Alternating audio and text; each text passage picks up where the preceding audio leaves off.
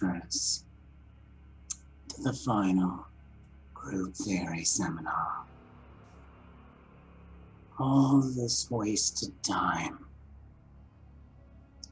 all of your feeble knowledge, trying to understand yourself and others. For what? This is the culmination of all of my work.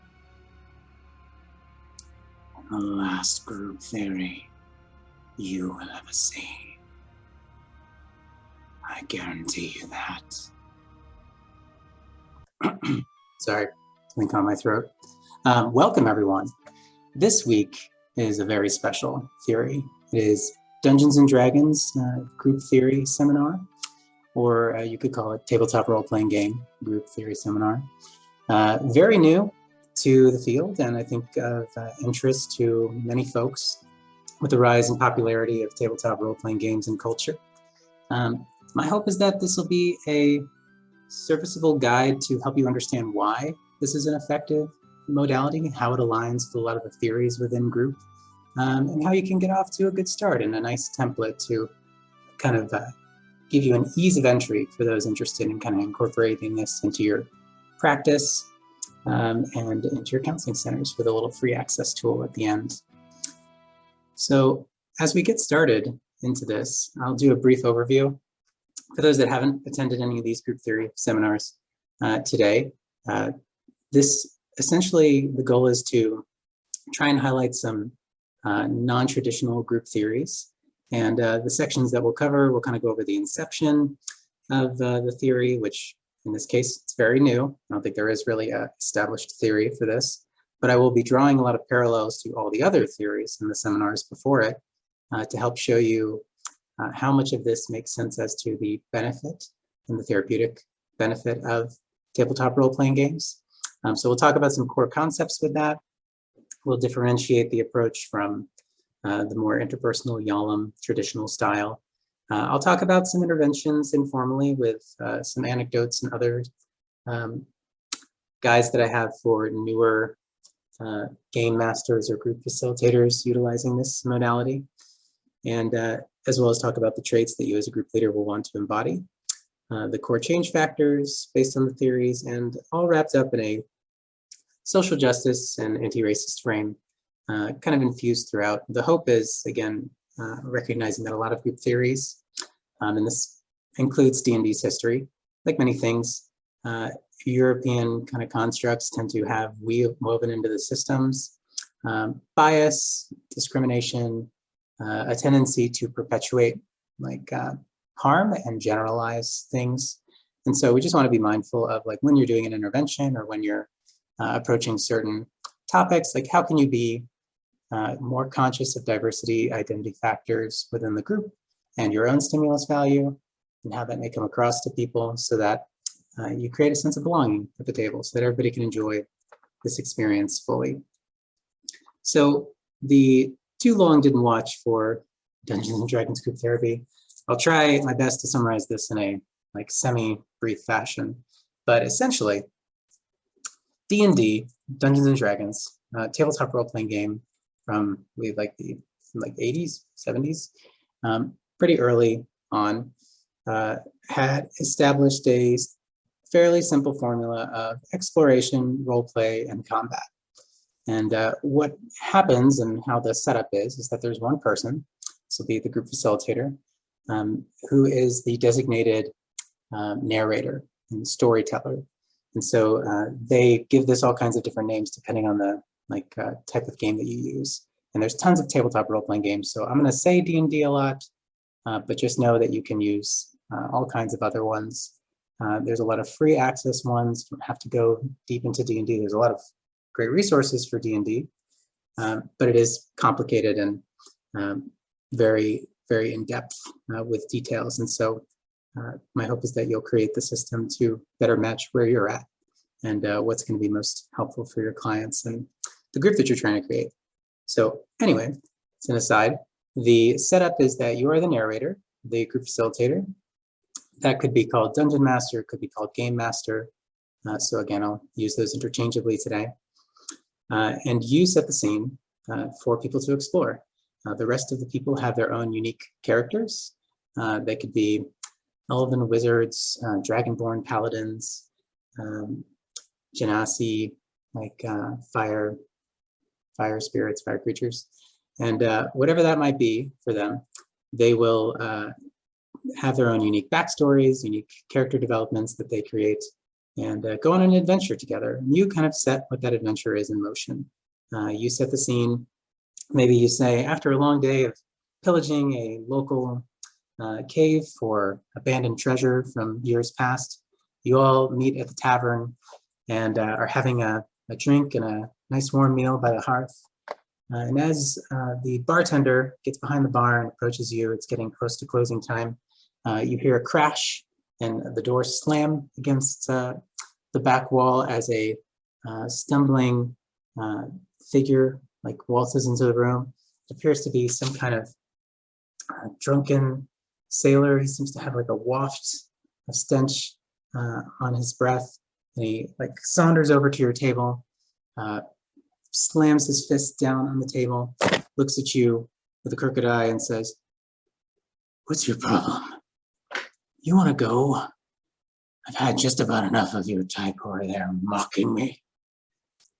And then you say, "What do you all do?"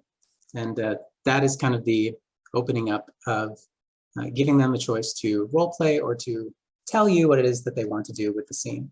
And you want them to be able to say whatever they want. They can choose to do whatever they'd like. You just want them to narrate what they imagine their character would do in that scene. The elemental part of this that is more therapeutic is that when they create their characters, I approach this in a certain way. And again, like, this is so new and there's so many different people out there doing it that I really want this to be seen as my way and the way that I found it to be helpful, not the true way, and anyone else that does it differently is not okay. So I have people create characters and want them to think about what have they adaptively done in their lives to get by. If they've tended to be more assertive, because in their family maybe they wouldn't get anything unless they were assertive with their needs and statements, like, you know, being very firm. And, okay, maybe you're going to be a more like warm and permissive person, and you're really going to like try and like be reconciling like differences or tension like in the game, if that's a goal that they want in their lives outside. So that might be the character that they embody. It's whatever fantastical creature and warrior or warlock that they want, with the interpersonal like style that's like slightly more flexible, slightly more in a different direction than where they normally are, so that they can lean into that unused muscle, if you want to call it that they haven't had to necessarily adapt with within their life. And so with that, they have their little mini goals, their behaviors that they maybe want to do. Maybe some people want to be more assertive. Maybe some people are trying to be more warm, trying to set boundaries, trying to express anger, trying to be more loving and intimate, like with others in terms of like emotional intimacy. And that's something that they all have in their minds as they respond to you. So I might say, what do you all do?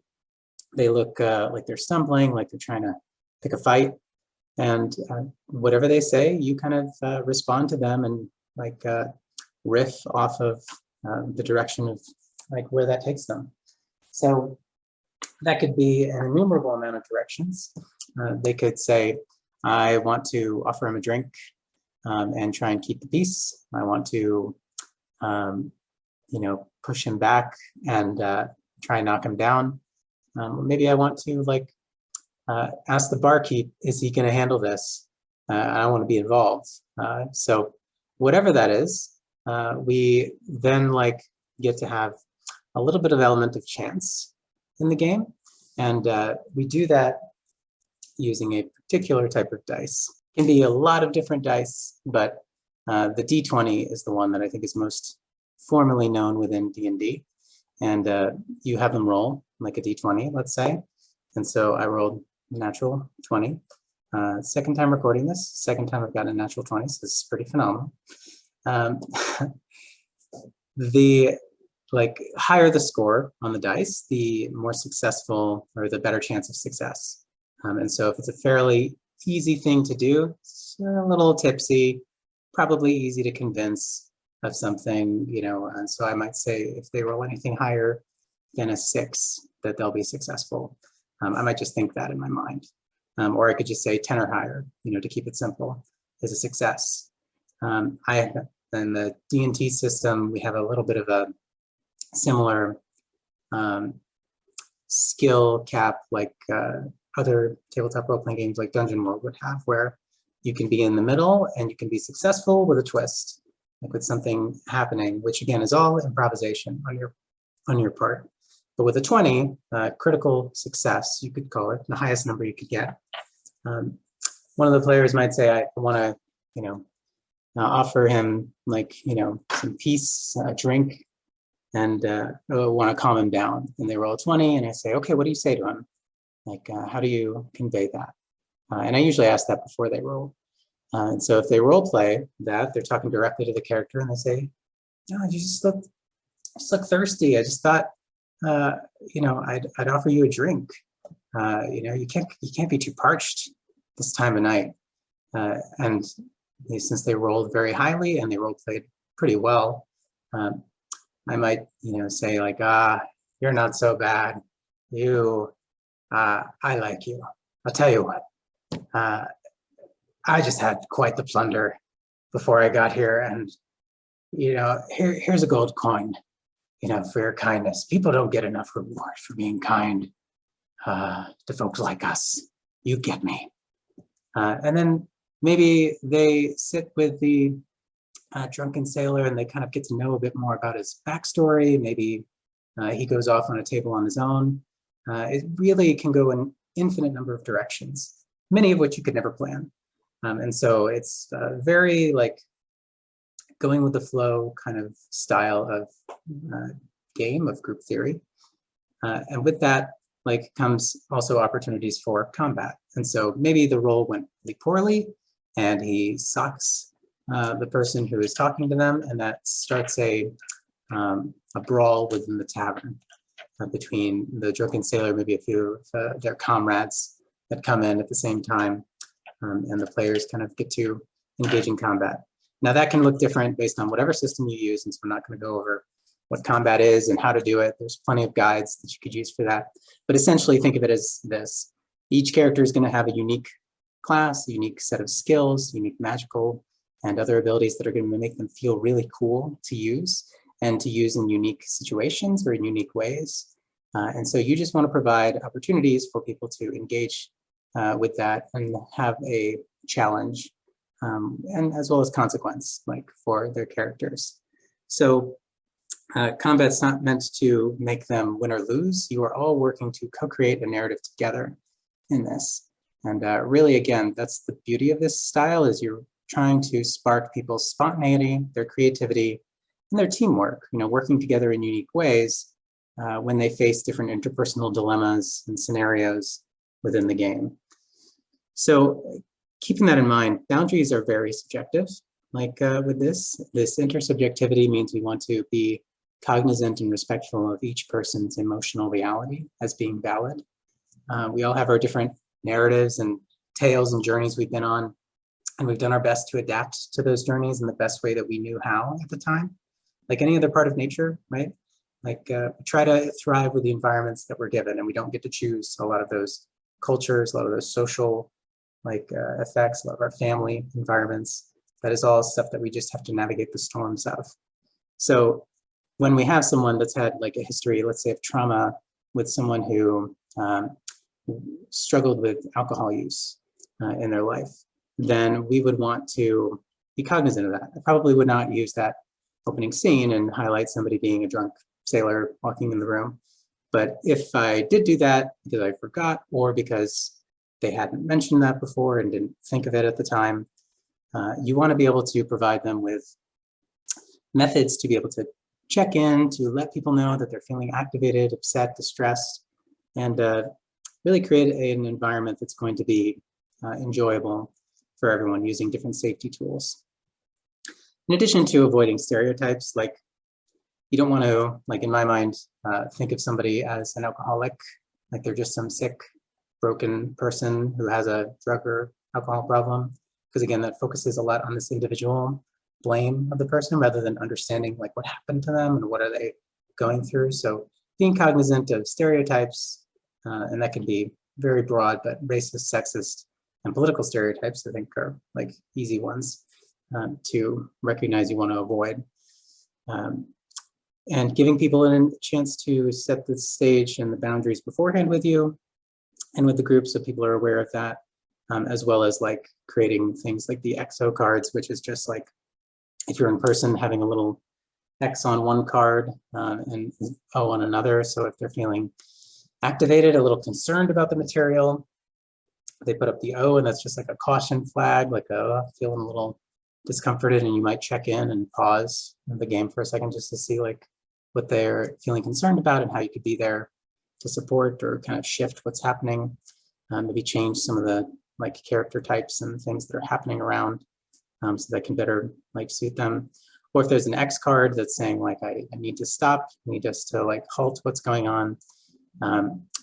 There's a ton of really meaningful safety tools, and I'll put that in the description. You can have access to the PowerPoint, of course, for free, and there's a lot of hyperlinks to wonderful community resources that people have created for this. The Luxtan Technique in particular, I think, is really lovely and trauma sensitive, in that like some folks have talked about just going to the X and O's and like okay, this is really activating, I don't like this, let's fade to black and cut to the next scene. Kind of like pretends like the trauma didn't happen and pushes it away. And that's avoidance, and like, again, kind of almost like, oh gosh, let's not talk about what just happened there, and relieving the person who was hurt or maybe was microaggressed against or felt activated by a trauma to be alone with that. And we don't necessarily want to do that. We don't necessarily want to interrogate them either, or make them like feel obligated to like now pour everything out when they're already feeling maybe vulnerable. And but what the Luxon technique really does, and I think this is very trauma informed, is just to be with the person who's upset and hurt, and notice it, acknowledge, like, and give them the power back to say like, what would they like the group to do or to happen?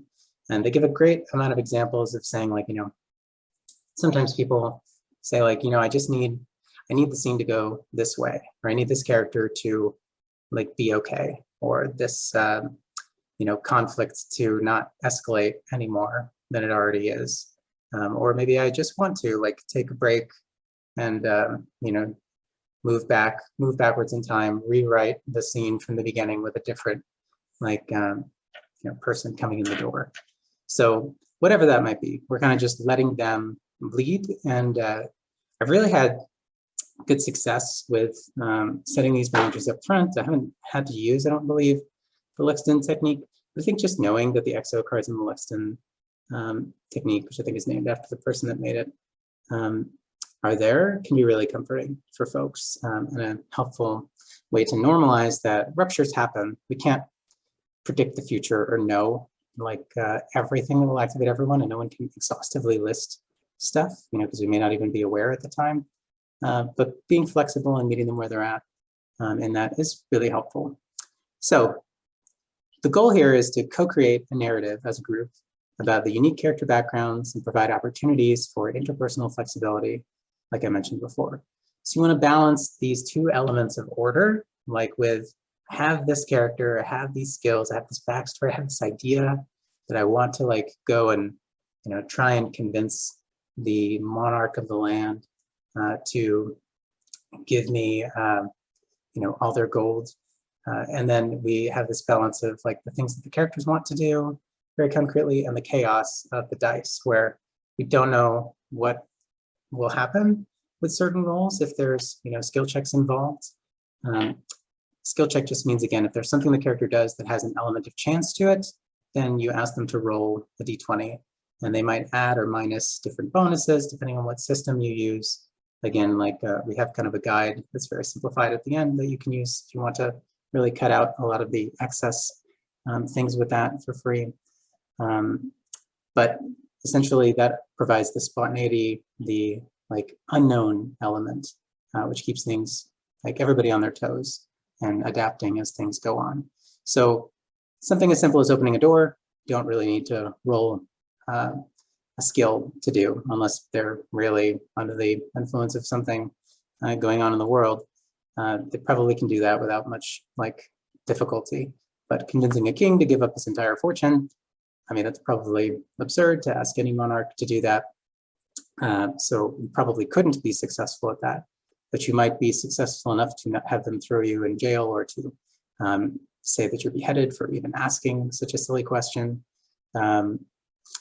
But whatever the reason or the like thing that you do, the goal is to allow opportunities and to go with the character's narration in a way that's like expanding the story, not siphoning it down a narrow path, not making it so that there's no escape or no certain death like for the party.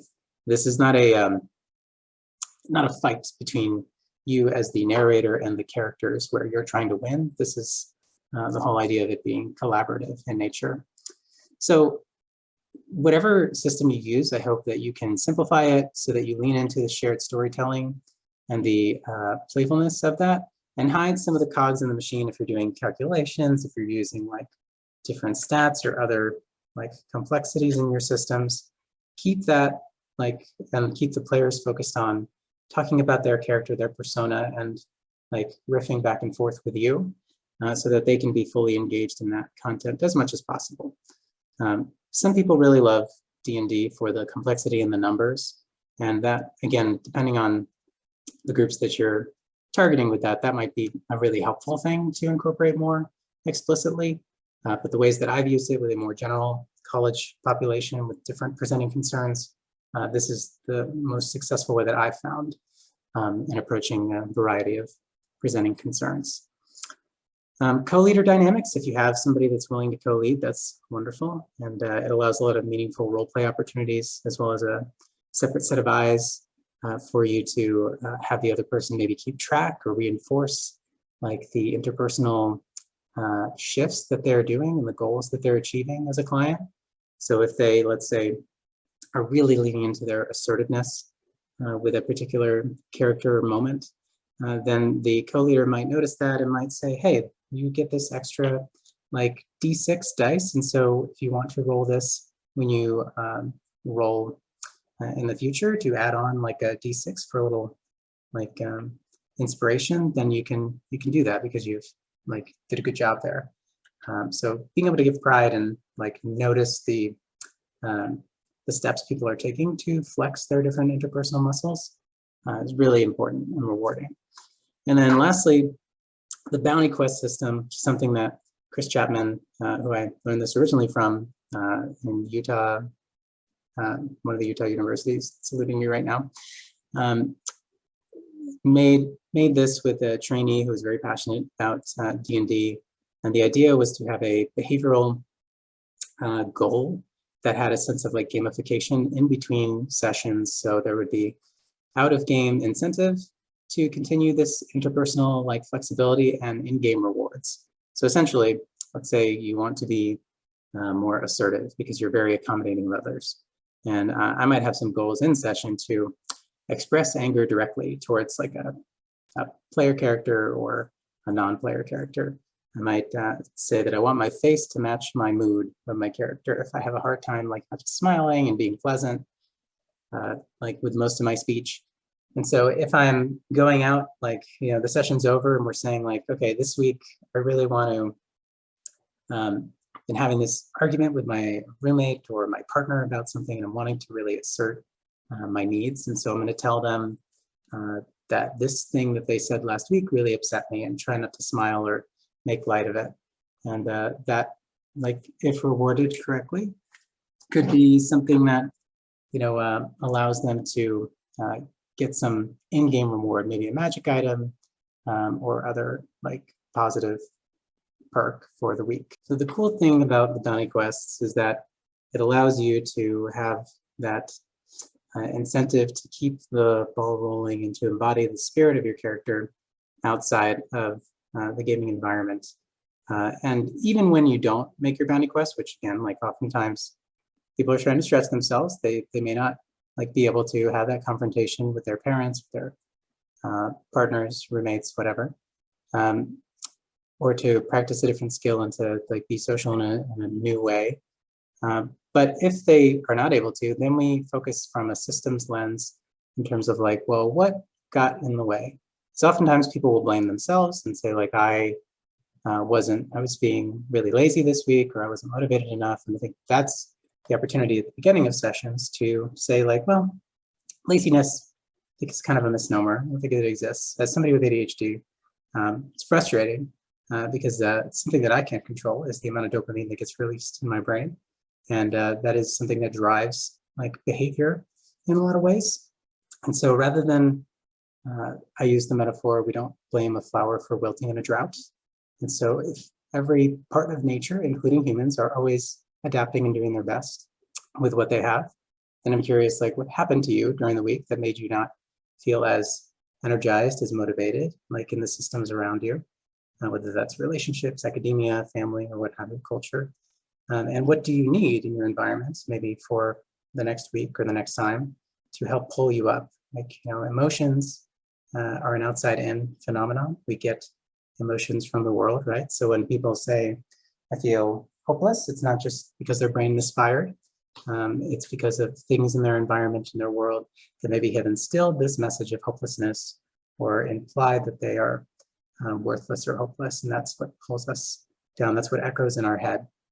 The fact that no thought or feeling comes from just ourselves, I think is a novel concept that with D&D and other like story narrative games, you can kind of recognize there's always a reason for something happening. It's not just because they're evil. It's not just because you're bad, just because you're lazy.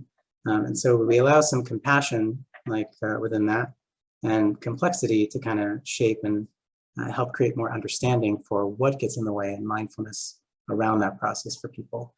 Because having a curious mind as to like what happened gets us away from this binary of a good and a bad, or a good and bad feeling. So we shift from this fantasy of happily ever after and being successful with things, and more into the reality of meaningful ever after. Instead of thinking this is shitty, I had a shitty week, it's like, how do we cultivate this shit into fertilizer for our own growth and understanding? And that's what I find can be like really beneficial, like as a add-on to the system for D&D in a lot of ways. So as we talk about the references that I'll overview, these are the two primary ones that I could find. This is still, again, very new. And so there's not a lot of articles. There's not a lot of books that have been printed and written about this. Hoping to contribute that, like within the college counseling sphere in the future myself as well. But right now, the two main ones are the Integrating Geek Culture into Therapeutic Practice, which is has 3 chapters on D&D and tabletop role-playing games in general, as well as Existential Dragons, which is a really cool like guide for mental health therapists that want to use D&D as a group therapy tool. They're talking about it with adolescents. I think there's a lot of like transferable things that you could still use if you were trying to incorporate this into university counseling center settings. So try and highlight some of the things that they spoke about. But I would recommend, like, if that's something that could be appealing to you, just having more guides, more forms, another different way of like approaching how you could implement this system within your centers. Some research articles that I used, there was a real recent, like I think in March of this year, meta-analysis around role-playing game use in mental health, which included tabletop role-playing games, which is really helpful to kind of see an overview, as well as an article on privilege, power, and D&D, and kind of talking about the systemic biases that have been present in tabletop role-playing games. And we'll talk a little bit about that in a minute as well. So again, the tabletop role-playing experience consists of players that embody a character, a fantastical character, and the personality of that character is their idealized version of themselves. This is not meant to say that what you're doing now is wrong and bad, and this is the good you, the right you. I really try and emphasize that this is how you've adapted in your story, in your life, the way that you needed to adapt. And now we're trying to be flexible with that adaptation.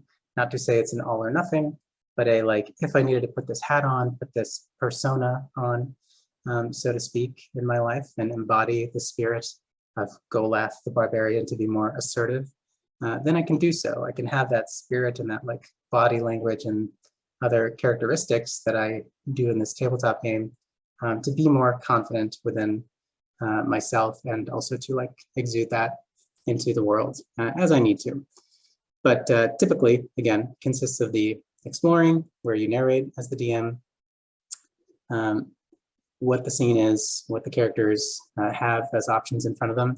I want to give a few details as to the like scene, just to things to pique their interest, because again, whatever you name is kind of like the options that they have to explore. They can ask their own questions, and we have this rule, that I think related to Dungeon World, where I'll talk about it, a little later, where you always want there to be something like going on if they ask a question. You don't ever want to just say, nope, nothing there, nothing there, nothing there.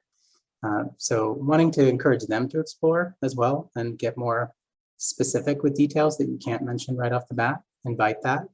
Then you want them to role play, talking amongst each other in character, talking with you, who will play every other non-player character in the world, the guards, the monsters, the shopkeeps, barkeeps, wizards, whatever fantastical creatures or characters that you think of, and engage in combat with different ne'er-do-wells and other folks that they may come across or stumble across within the game.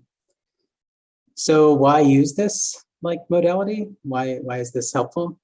A couple different reasons that I found. Really tends to reduce social barriers. There's like several folks that I believe have like blatantly stated within the feedback. I came into the counseling center and said, I'll do anything but group therapy. Do not put me in group therapy. And then when they hear that there's a Dungeons and Dragons group therapy, they say like, well, I would do that. I would try that out. And most of the time, folks may not even have experience playing D&D. They may know about Critical Role or other kinds of popular culture references to it. But this is sometimes a really exciting new thing that they haven't had access to. And so having a combination of experienced and inexperienced players at the table can really help move the process along and have people help each other out in different ways throughout this. It allows us to kind of reduce some of that anxiety in my mind by focusing our energy towards an outside object being the game. There's a system-centered theory that talks about this idea that anxiety and excitement are the same physiological sensation. It's just up to your mind in terms of how you want to guide it. Is this fear? Is this excitement? What do you think a roller coaster would be for you, right? Maybe a little of both. Certainly fear if you've never done it before, maybe excitement if you've gotten used to this is what it's like, and you can kind of embrace the rush of that bodily nervousness and sensations inside of you. So by leaning into something like this game, which is fantastical and humorous and lighthearted, we kind of, I imagine, shift a bit from that I'm worried about what people will think to maybe this is excitement for what will come next. And there's a certain wonder and curiosity and awe that we lean into instead of leaning into the tread path of fear and the unknown. So it also allows people to try out new interpersonal hats or masks to kind of put on. The word persona is, I think, interchangeably used for mask, right? So to be a person is to be a genuine fake, as Alan Watts would say. And so we all have our masks. We all play roles within life and games, and it's not a problem. I think people think of that as I'm not being my authentic self. And I come from a more Buddhist informed lens where I don't think there is a concrete singular self, but there are multitudes. We hold paradoxes within us, and that is okay. And so trying on different interpersonal styles, different ways of showing up, again, is just something you haven't maybe had as much practice leaning into because of the way that you've come around the world. So trying it out in group can be really meaningful. The gamification, again, streamlines that positive reinforcement, like I said, and helps with behavior change. And it really mirrors some of the values of psychodrama. We'll go into a little more detail later. Spontaneity, the creativity, the playfulness that a leader can do. You can use your body, that mind-body connection, to really exaggerate your interpersonal goals and encourage people to really embody the character and stand or sit differently than they would. really try and like lean into that as much as they're comfortable in doing it.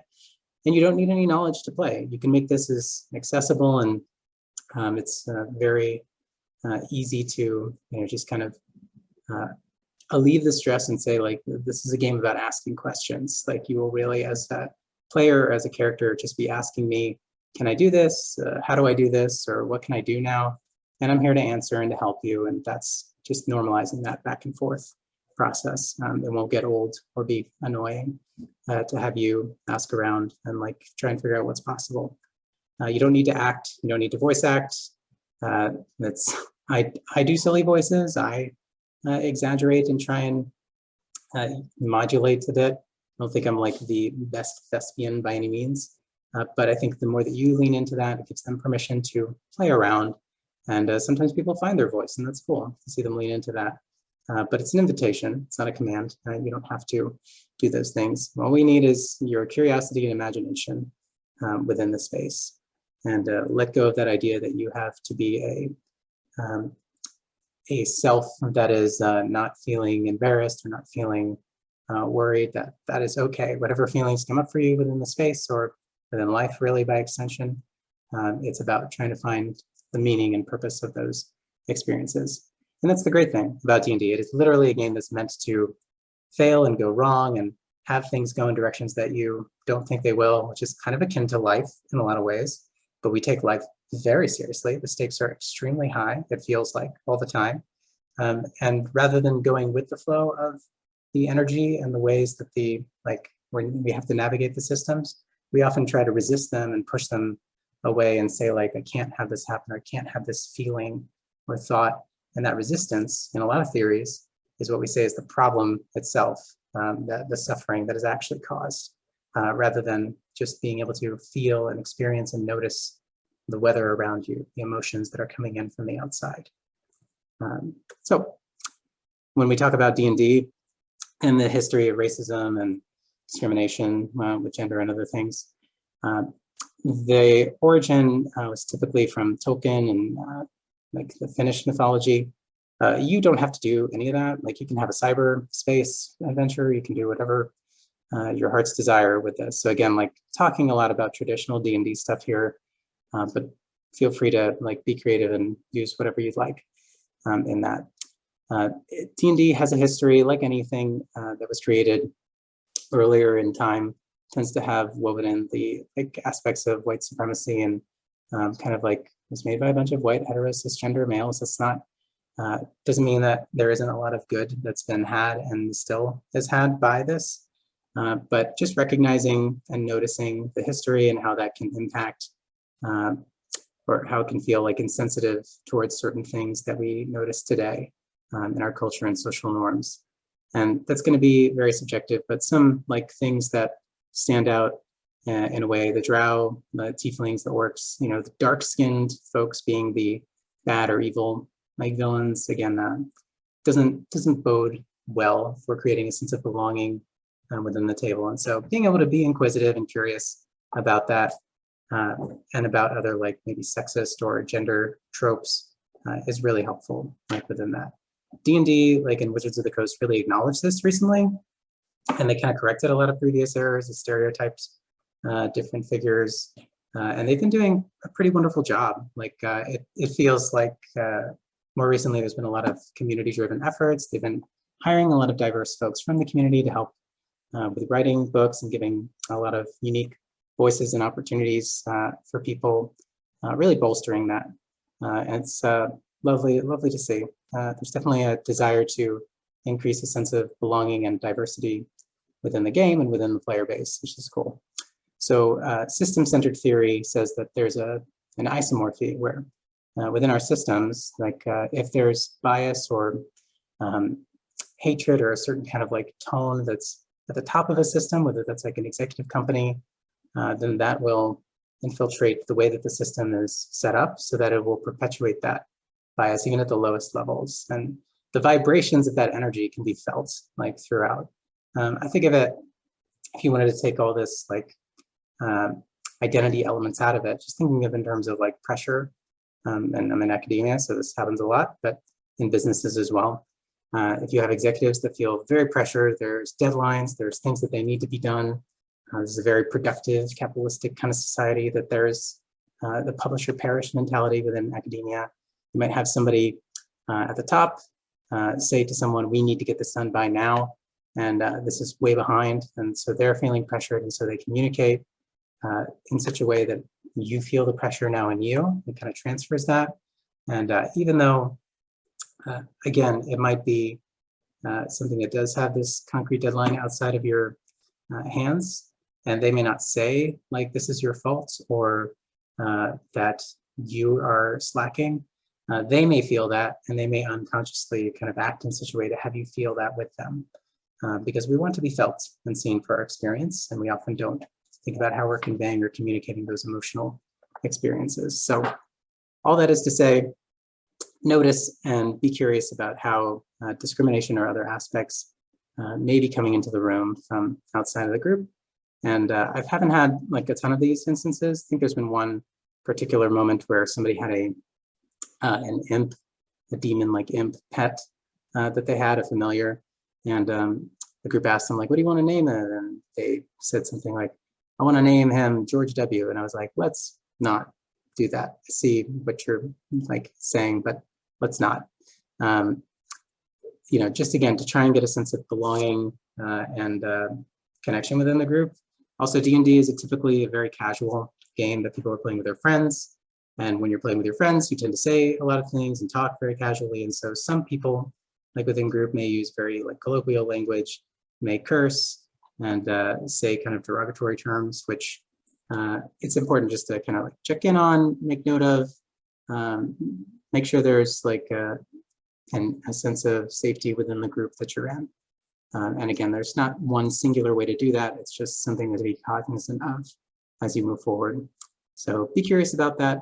Establish an informed consent, some safety tools, honor people's subjective felt experience, and normalize the way that these things can occur, and that we can like work through that. And you know, the sense of shared safety is what allows us to be creative and explore. You don't feel safe, or if you feel like you're going to be targeted, or if you feel like people are hurting you and no one really cares, it's not going to allow you to open up and to be fully immersed in that. So there's a sense of interconnectedness in this space where if one person at the table is suffering, all of us feel it. We want to be cognizant of that. Race is a social construction. And another example, like, again, it's a very real like experience for people, but it's not a very real biological difference. So it's very much a felt reality within this, even though like biologically, we are like interconnected as a human species, human group. So yeah, the gender identity and sexual exploration piece, I think actually, again, a very wonderful shift that I've seen and has been consistent experience in my groups is that there will be trans folks, non-binary folks that experiment or try on different gender identities. I had a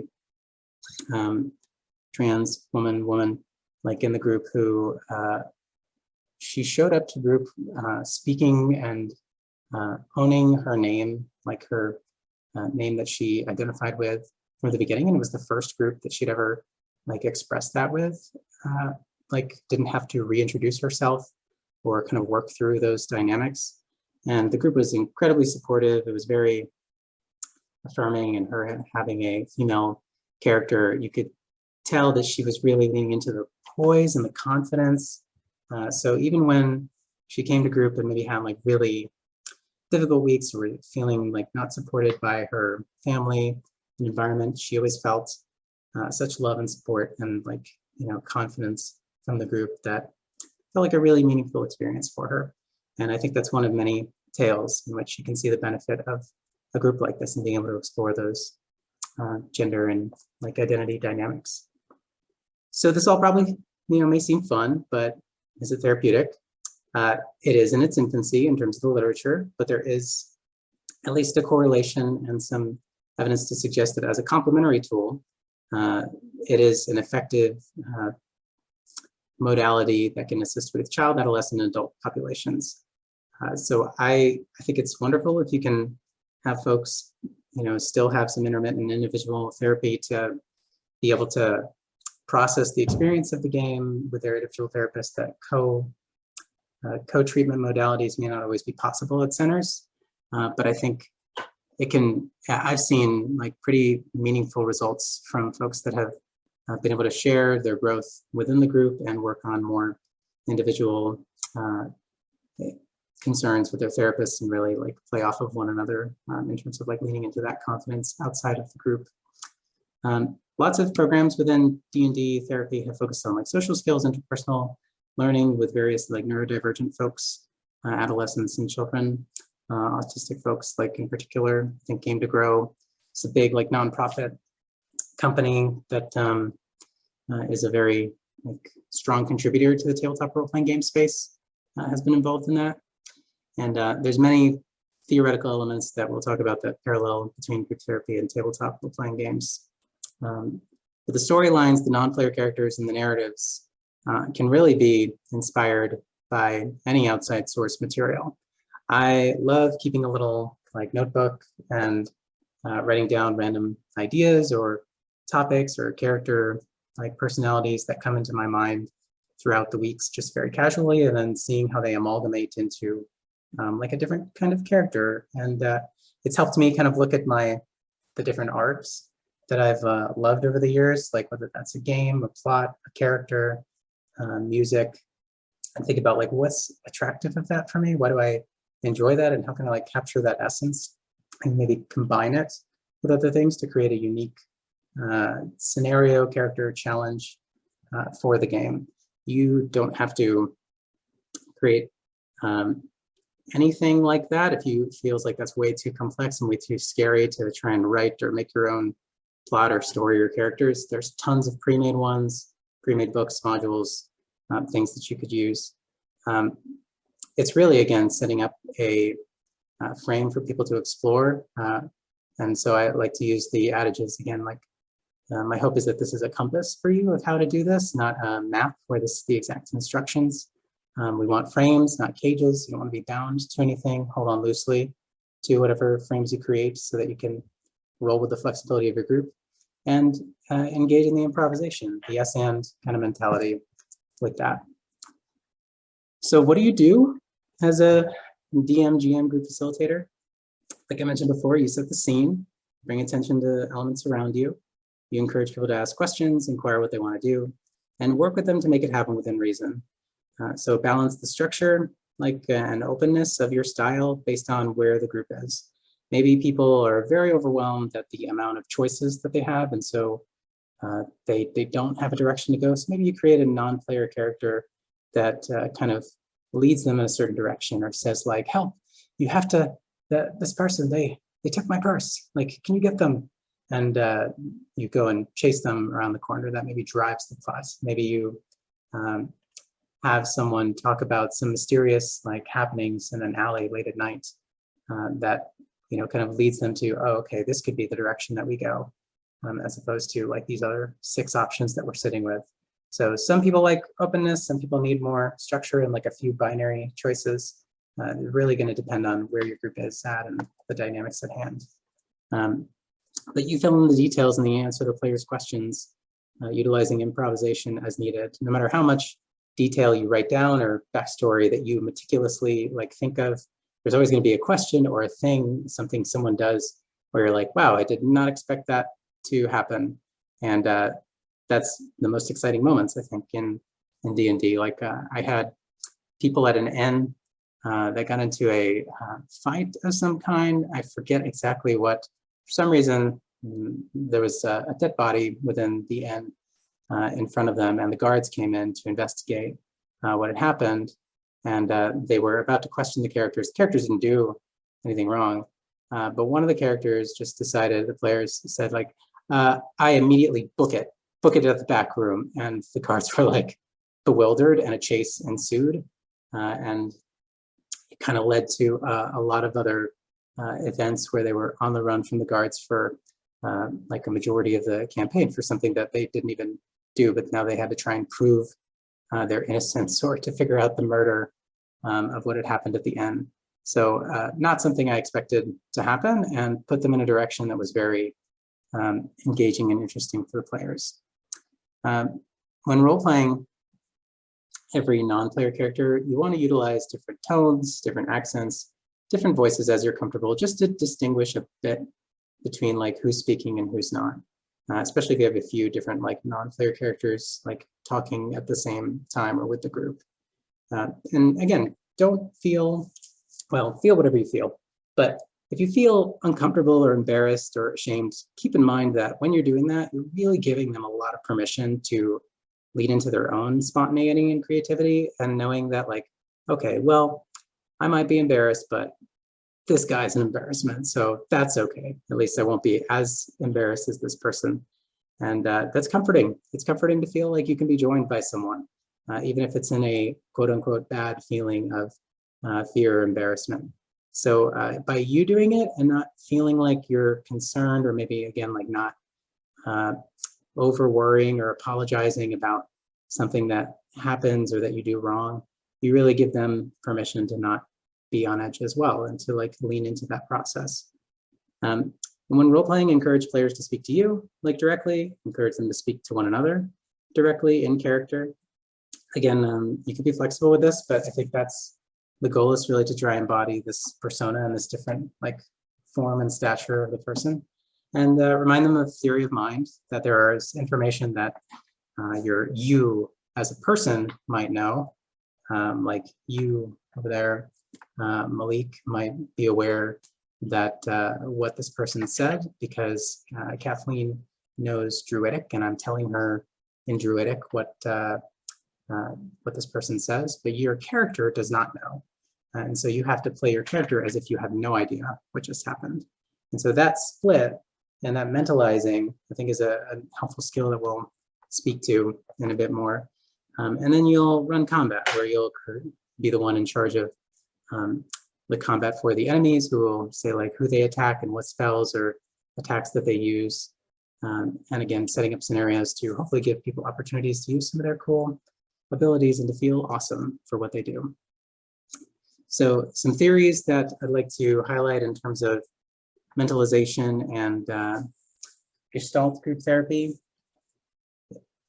These are just, again, I'll go through a couple of these, but some core theory factors that I think are really parallel in terms of like what we're actually doing in tabletop role-playing games. Group members are asked to practice mentalizing their characters as a separate entity from their current state. And being able to do that like allows a lot of empathy, allows a lot of perspective taking, recognizing that our reality is not the reality, but it is a subjective reality that each person has their own felt truth and has a reason to believe in their thoughts and their feelings as being the valid thoughts and feelings. So this could be a very helpful perspective. There is an article, I think, that talked about frame theory, where they had this concept of the theory of mind where there's bleed in and bleed out, meaning that when you have something happen to your character, let's say they get attacked by one of the dragons in the land, and you as a dungeon master, group facilitator, like you attack them and they get burned by the fire, and they end up letting this like bandit escape because they rolled poorly. Then they may feel really frustrated as a character, like, dang it, like I got hit by this attack, nothing seems to be going right. And that might bleed out into their like actual person character, where they feel frustrated and they feel like people are against them or nothing's working out in this game for them. And being able to notice that, bring attention to that, and kind of pause to recognize that process, like of how when things happen to us, we may tend to like take it as we did something wrong, or we personalize it, even though there was nothing that we could do about the roles that life gave us or that the game gave us in that moment, while validating the frustration, right? Like it's okay that they feel that, and you want them to. You don't want to like say like, oh no, you don't have to be frustrated, it was just luck. You want to just acknowledge that it was luck, and also be with them in that emotional experience to kind of empathize with it. And also, if it feels very activated and elevated, chances are that it ties to something else maybe frustrating in their lives, you know, that this is just kind of added a bit more onto. So again, depending on how processing you want to like get in that, you could, you know, potentially have folks reflect on that in the moment or at the end of group, and kind of allow them to guide that process to the extent that they're like open to dialoguing about that in the moment. And bleeding in again is like if you're maybe feeling very short and like disgruntled, like short-tempered, then you may have your character embody that and be more short-tempered and impulsive within the game. And so that can be fine, especially if that's some of their goals, to be able to express that more openly. But if it feels like it's being hurtful or vindictive and seems outside of the norm, then you can check in with that and like notice that with them and see what that might be like from, or if that's part of what they're wanting to do with their character for a particular reason. So viewing their roleplay character as someone who's the idealized version of themselves, you don't have to use that language. I think, again, part of what I want to emphasize is that this is not like the good and bad. This is just the flexible part of you you haven't yet gotten to like manifest. But I think that can be helpful in terms of like encouraging them to lean into that. Being flexible is more ideal, I think, in a lot of scenarios. Mentalization would say that like rigidity or the excessive amount of certainty that we feel or think about things is what causes us suffering. So wanting to increase flexibility goes along with a lot of Buddhist-informed philosophy and ACT therapy and others like that have been derived from Buddhism over the years.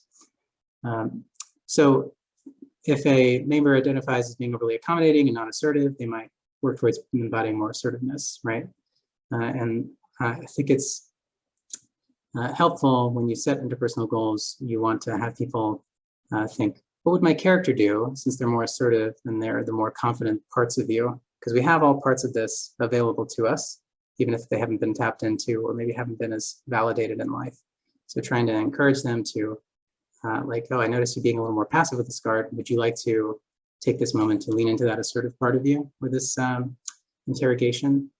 And this allows more opportunities to push back on characters and maybe like non-player characters with you. That's easier to be angry and assertive first before they maybe push back on the other players in the game based on the story or other reasons that would like be prevalent for them at the time. And this helps instill confidence to then explore parts of their personality. I had a young Hispanic male who was struggling a lot with social anxiety, lots of worry about what others thought of him, and very kind of timid and reserved in the presentation. So he chose to embody a barbarian who was focusing on being assertive and firm and more domineering in the space, kind of pushing back when people, said something untowards him. And so there was this incident in a separate game where there was these police guards that were asking questions, and one of them I embodied to be a non-player character that was very, very nervous, very new, first day, and they're just kind of like, oh, excuse me, do you know anything about the murder that took place over there? Did you see anything that happened? And he was able to just look firm, kind of like leaned in, put his hand on the table and said, why? Do you want to be like him one day? And, it just led to a lot of like lighthearted laughter and humor. And the guard, because he role played it so well, I didn't even ask him to roll for chance with that, because you don't want him to fail after doing such a meaningful, like, lean into that personality. And just had the guard say, no, I'm just doing my job. Sorry, like you clearly don't know anything, and had to move on. So there's moments like that that can be really empowering to see people go through.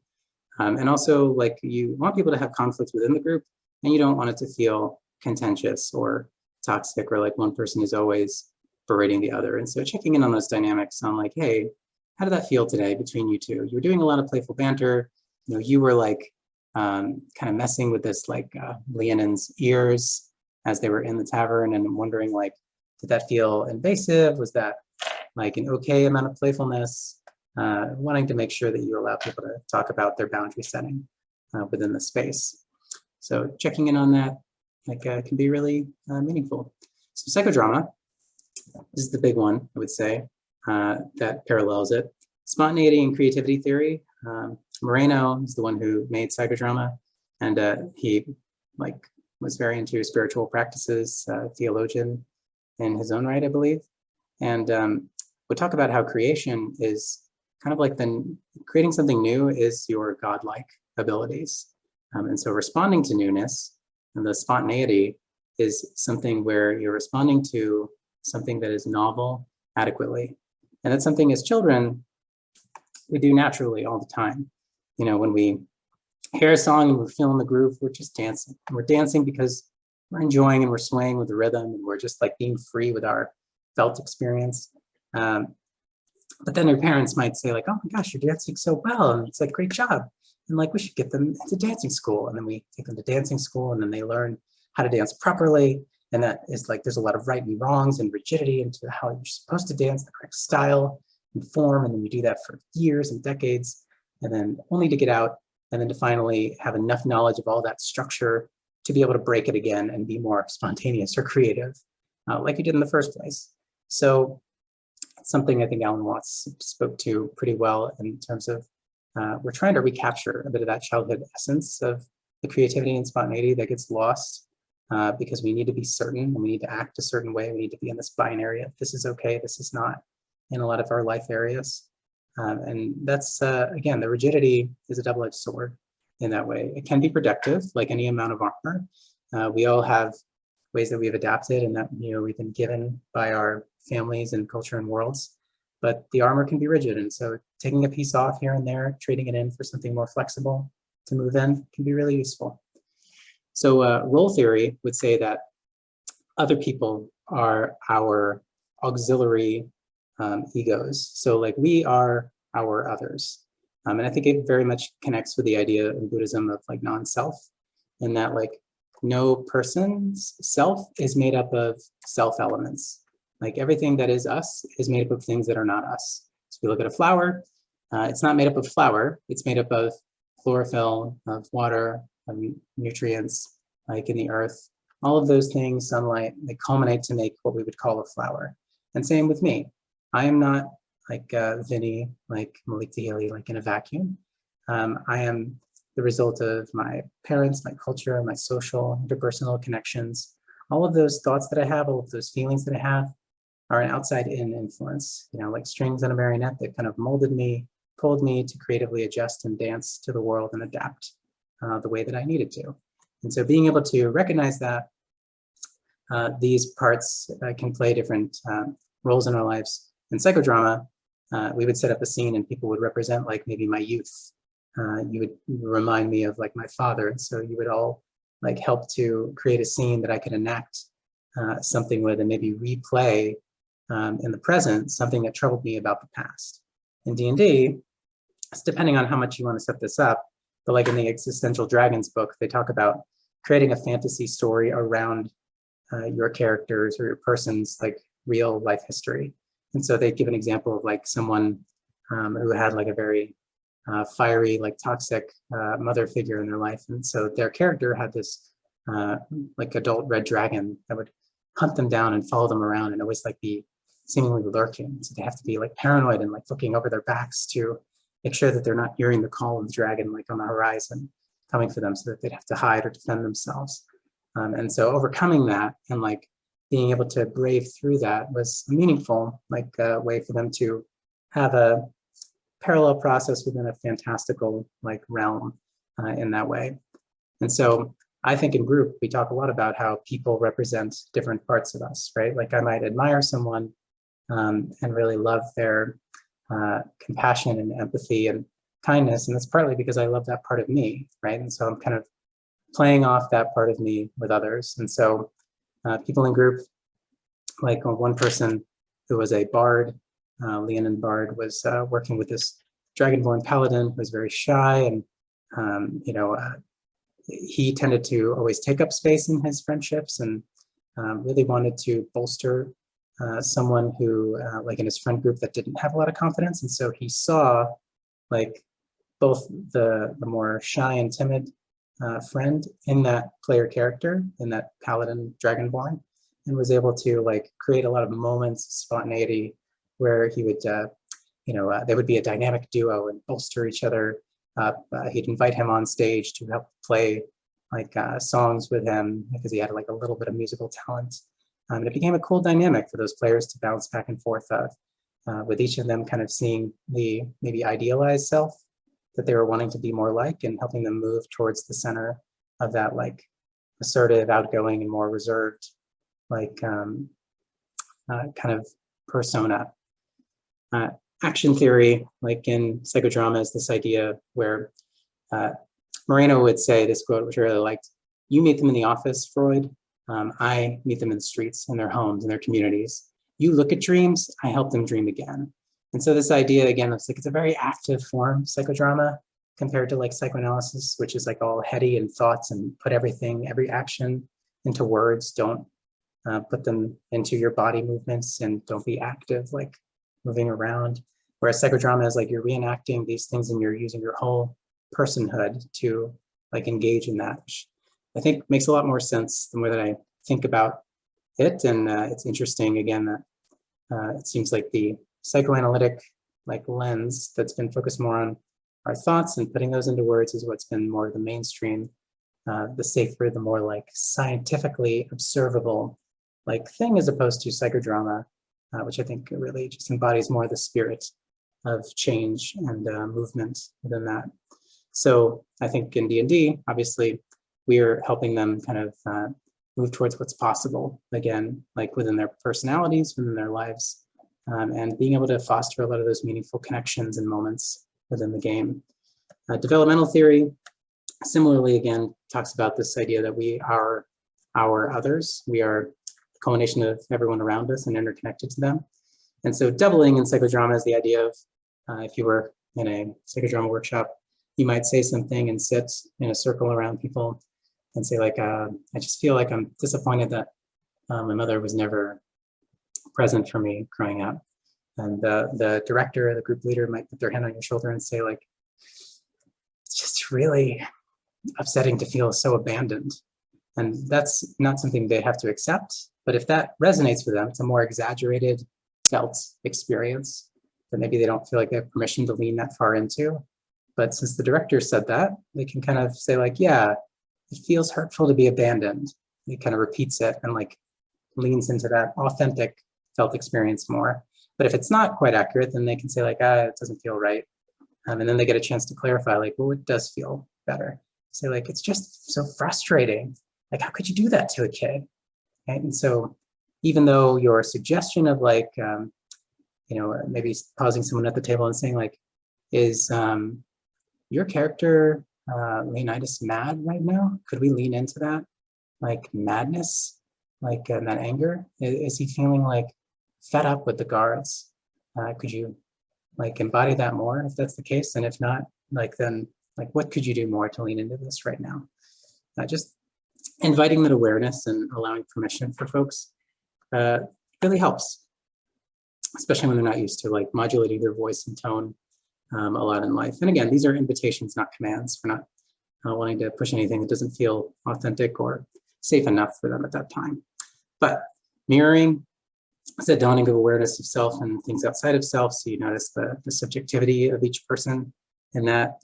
And then the role reversal is this dual awareness of being able to temporarily leave your shoes, walk in someone else's world, and return home to yourself. And so when we're talking about villains or, what we'd call like antagonists, like within the game, we want to be able to try and have the characters understand their reality and their perceptions and not have it feel like as if this person is just bad or evil in that way, and allowing them to speculate and kind of have opportunities to reflect on what's happening with one another can help in that like empathy and mentalization.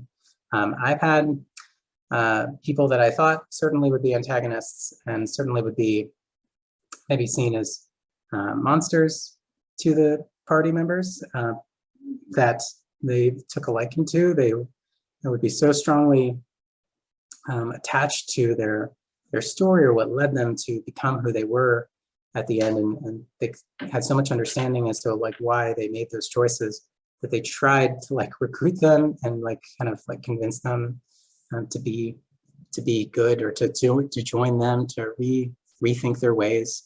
And that's a really meaningful thing to think about, like, oh, this I was planning for this to be a big combat endeavor, and now they've made it into this like really meaningful social emotional moment where one of the characters is hugging the antagonist and like comforting them in a time where they're just feeling so desperate and alone. So it doesn't always work like that, and you may not be feasible given whatever villain or monster that you put out there. But it is very exciting to not force the confrontation if that is where all the energy of the group is really going towards, to lean into that. Psychologically, what we're reversing again increases that empathy and that idea that there isn't this good and bad discrimination between people or self and others, that we're trying to recognize that everybody, if we were born in their lives with their culture, their social, their circumstances, that we'd be pulled to think and feel and act in the same ways. And so Thich Nhat Hanh, a Buddhist monk, like really encapsulates that well in his book, Reconciliation, Healing the Inner Child, this concept of non-discrimination. And I think it's a playful way to get at some of these themes. You don't have to be heavy-handed with it. I think these just like are kind of the aura or the spirit of these like interventions that we're doing in a lot of ways. So self-psychology, another popular one, again, talking about the interdependence of humanity and the connectedness of each person. Obviously, in a group in D&D, there's many things that we can do as our fantastical characters, and there's many things we can't do without the help of others, and we are stronger as a group. We're meant to be interdependent as humans, not independent and free in isolation, right? So trying to help with that interdependence and interconnectedness by encouraging the team ups or the dynamics that form in group naturally, or providing opportunities for people to help and assist one another can be really important and meaningful. The intersubjectivity I've covered before, again, wanting to go more towards the Taoism idea of like yin and yang, that these are interdependent, ever-flowing, purposeful things that happen in the world, not about this is the good, this is the bad, and trying to get away from that idea.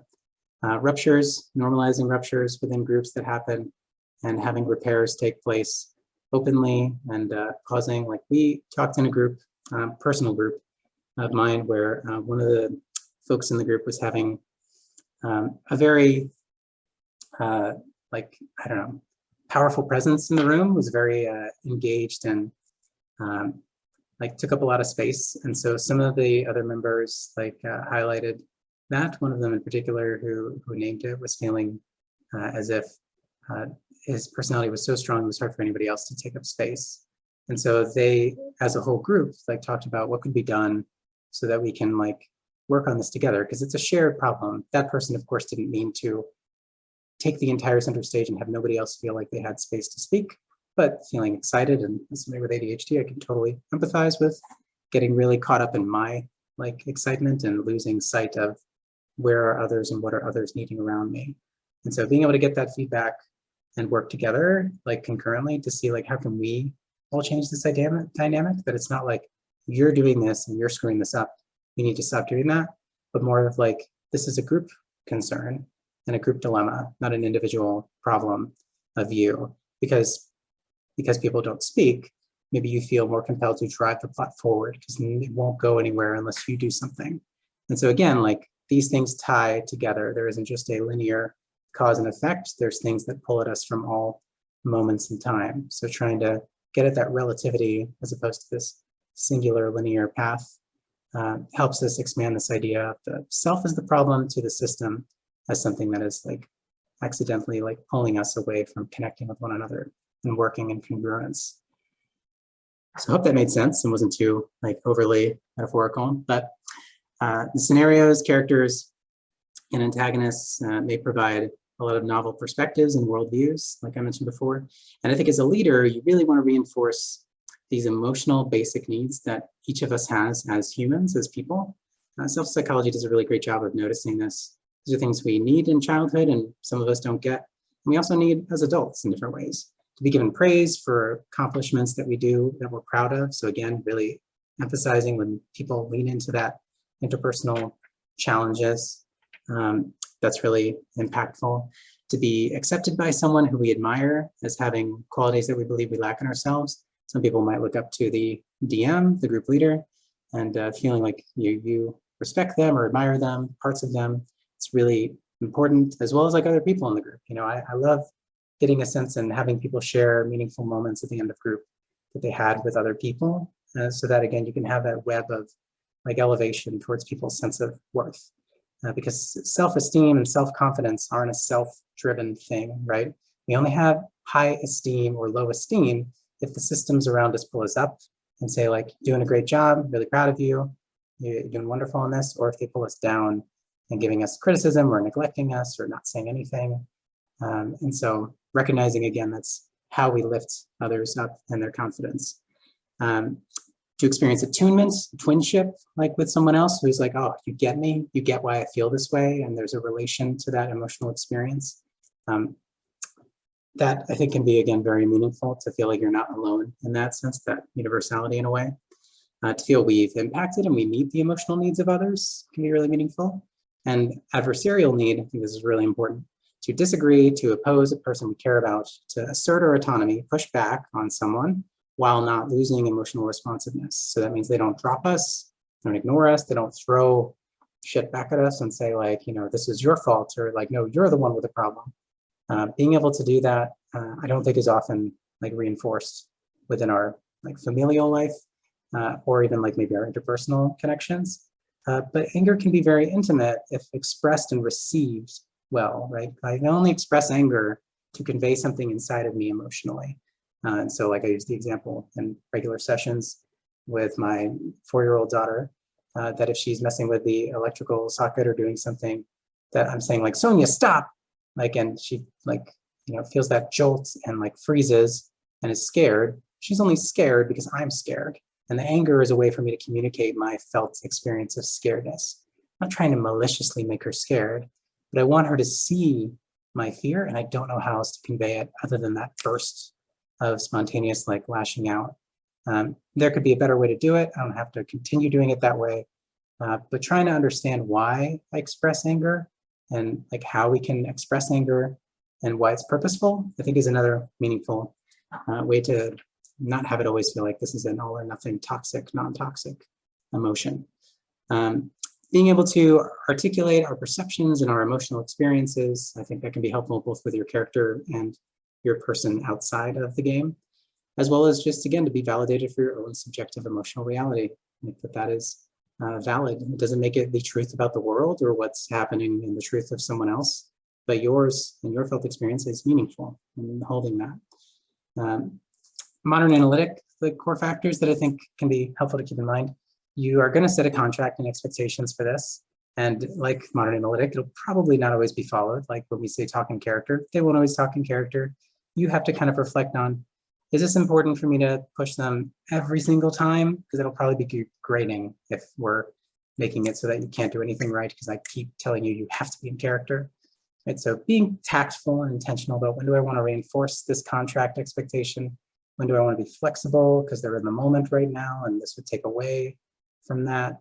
And if there's some blatant like discrimination or harm that's being caused, then we want to really like set that boundary and reinforce that and like check in on how people have been affected by that microaggression in the moment. Again, by attending to the person that was hurt and kind of letting them like have more of the empowerment on how we can kind of proceed or what they need for support in that moment, as well as the people that may share an identity with them that might have been affected by it.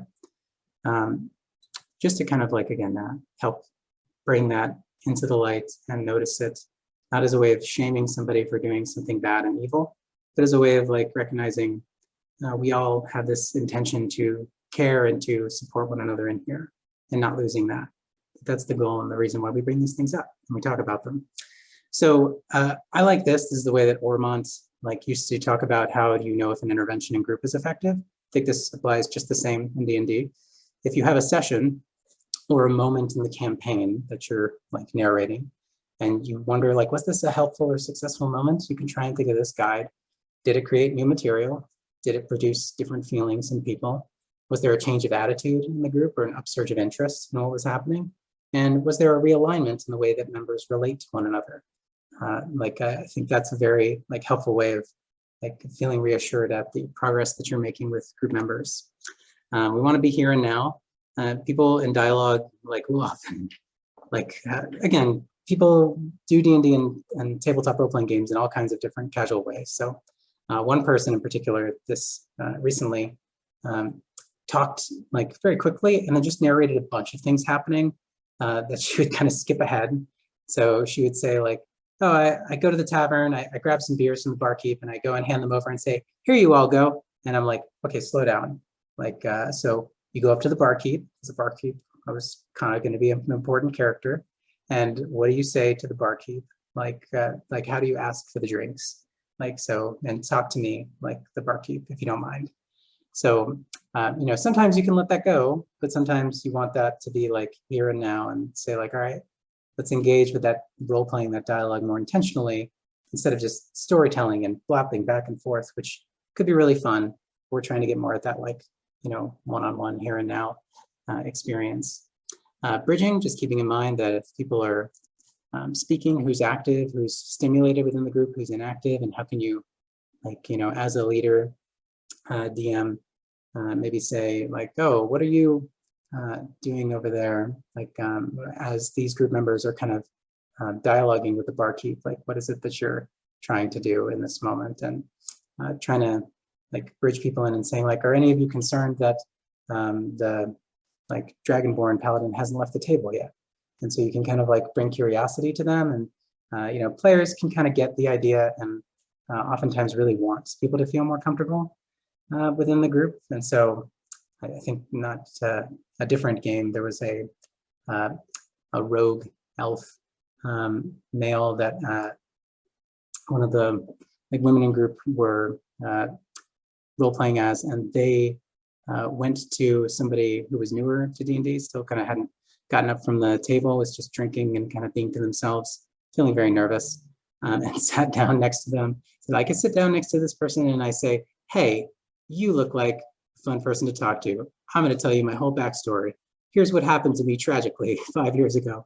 And then proceeded to tell them this really unique backstory that they had already pre-written because they were very into the game. And then they had that bonding connection, and that person felt so much more cared for and invigorated by that moment to be able to be more present in the game. And so noticing where's the energy, where is it not, and inviting that in. And then again, if somebody's more silent and reserved, it's not a problem, but just something to be curious about and to ask how can we support and or help engage you in this process. Maybe you do that after the group session if you do a couple small bridging interventions and it doesn't seem to be as effective. Just to notice the different barriers and process where they're at right now. And it's better to see where people are at and to acknowledge and bear witness to that than to ignore it or pretend it's not there. So anger and character, you want to be able to express that directly, but you want to stop attacks, name calling to others, and pause if the anger starts to feel personal within that to process it as well. So informed consent, what will we do and what won't we do within this game? I give this to people before they even come for their first pre-group appointment, their only pre-group appointment. And essentially it's a little sheet. It'll be in the documents, the shared docs. I think I got it and adapted it from someone else who I can't think of off the top of my head, but feel free to use or modify as you see fit. I usually say humor, we're going to use wordplay, slapstick, there might be some mild toilet humor. We're not going to be using degrading language, derogatory language to others, name calling, and that in combat and with violence, there's going to be monsters. There will be ne'er-do-wells, there'll be hacking, chopping, bashing, magic spells, fire, lightning, ice, etc. It'll be more Lord of the Rings than Game of Thrones. There's not going to be sadism or torture or really explicit gore that we're describing here. Monsters and religion, I say there could be orcs, goblins, giants, ghosts, dragons, spirits, angels, demons, pirates, etc. Fictional gods from different religious figures. And I want to check in and say we're not going to make any purposeful parallels to any real life religious or political figures within the game. Sometimes people have put up a worry or concern because of their religious backgrounds with angels and demons being present, and that's great that you know that. You can take those out, you can replace them with something else more innocuous. but just allowing, again, that flexibility to what people need at the table. The complexity, we're going to have cause and effect situations. There's going to be social puzzles where you have to figure out who done it, or different like dilemmas and moments that may come up. You want to be able to like practice having the emotional perception of others. There's going to be some basic quest plot themes, but you won't have to read the entire Dragonlance series or have a huge depth of knowledge into D&D or Lord of the Rings or anything to be able to enjoy the plots, and they won't be overly complex so that you can't follow anything that's going on. Consequences, there's going to be consequences for actions. It's part of the fun of D&D, is that the consequences, quote unquote, aren't a bad thing. They're just a different way the narrative goes. Something that we want to embody in our lives a lot of the times, I believe. And the chance of the character game being harmed in combat is real, and we want, like if there's death or other things, you can approach that in a lot of different ways. I encourage people to look up some video guides on that.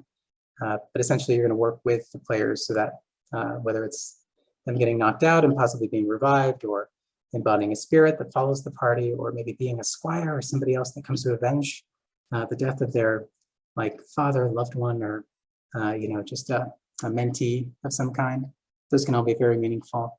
The consequences will not be shaming people for playing badly, because there is no bad way to play, or expecting people to do the correct or right decision, as again, like that might be very dependent on what characters do. Some characters' goals will be to push back and to go a separate direction that then the group goes, to sit with the dissonant feeling of like, oh, people don't like what my character is doing, and I hate feeling like people don't like me, but I'm tolerating it because I'm in this game and I'm trying to like, sit in that water, so to speak.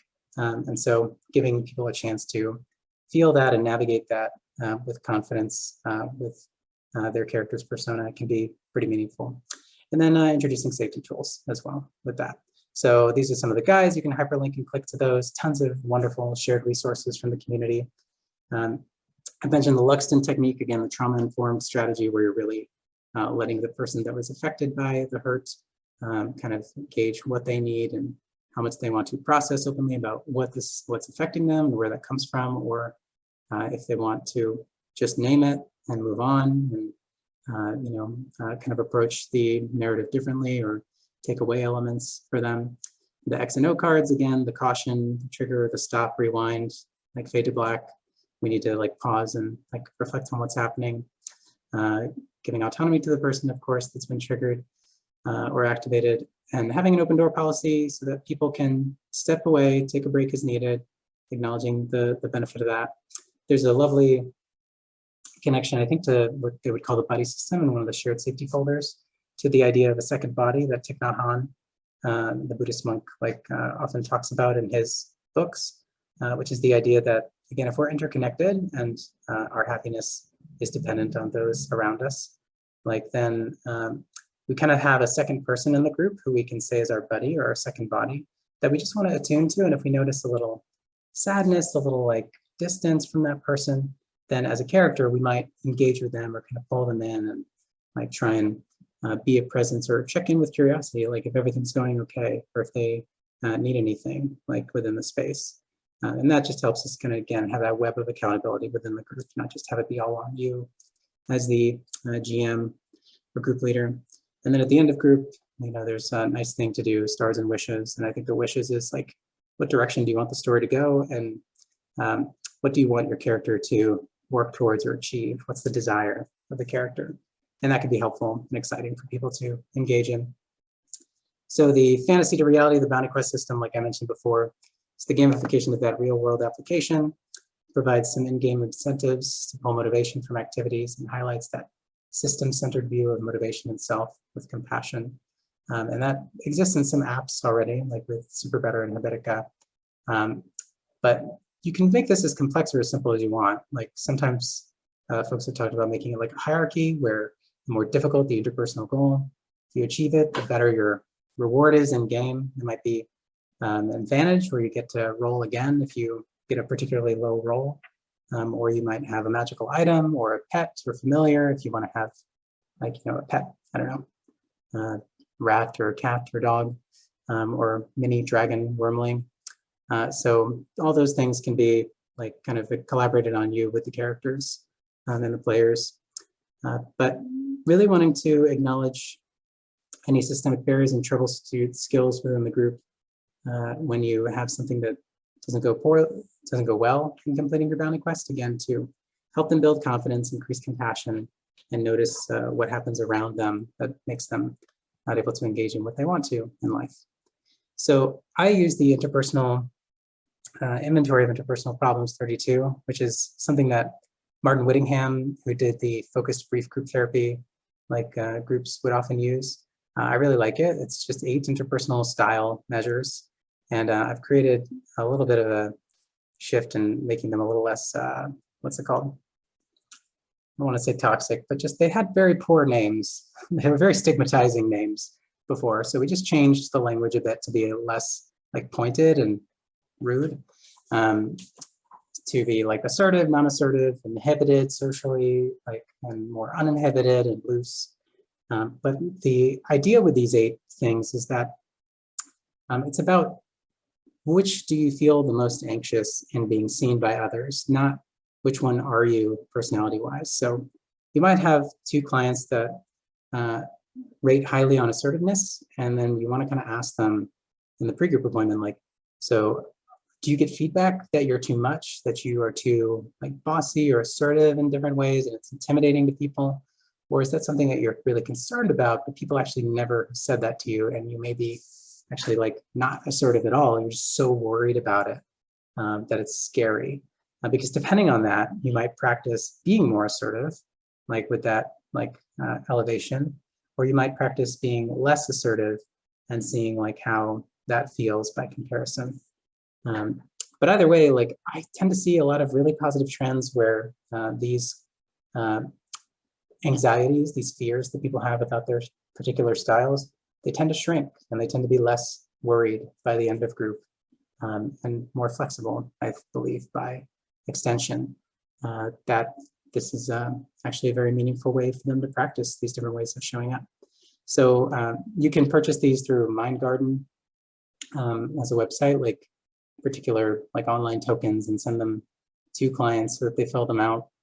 You could also just look at some of the general definitions and have clients kind of say which of these feel like they're more of you or more that you worry about, and have a dialogue with them, not using a specific measure, but I like having the pre-post outcome comparison.